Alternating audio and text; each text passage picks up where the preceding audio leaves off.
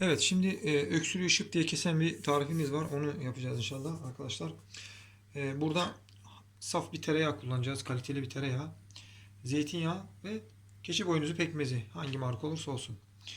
Şimdi bunları ocağımıza koyuyoruz.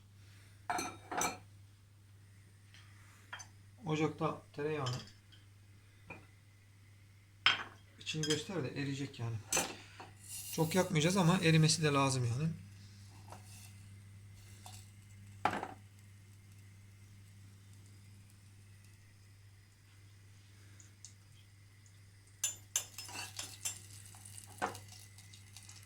Evet, böyle eritiyoruz.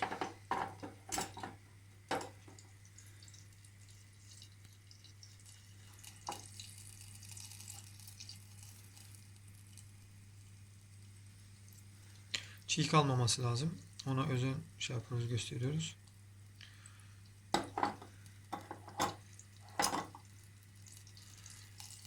Erirken biraz da zeytinyağı katıyoruz.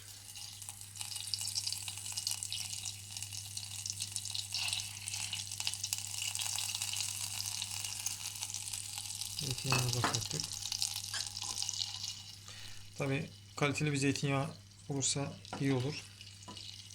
Tereyağı önemli.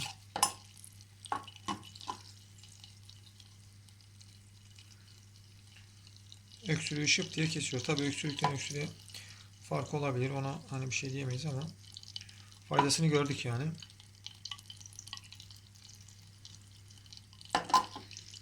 Yani çiğ kalmaması, işte böyle bir bayağı bir erimesi lazım arkadaşlar. Evet.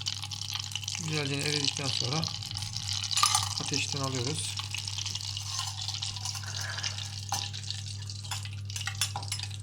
Ve buraya yeteri kadar keçi boynuzu pekmezimizi özü koyuyoruz.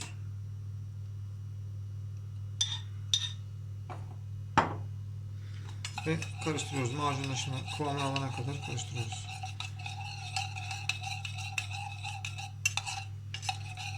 Evet, yağ biraz fazla geldiyse biraz daha keçi boynuzu katabiliriz.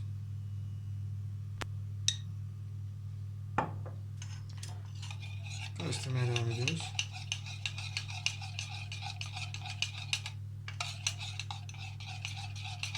Hafif sıcak oluyor zaten bu. Şu anda pekmezi pişirmiyoruz.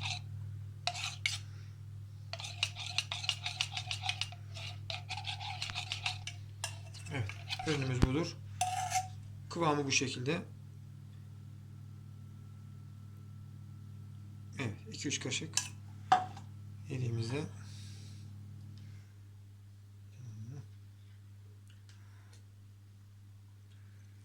ılık bir şekilde çok güzel faydası olur.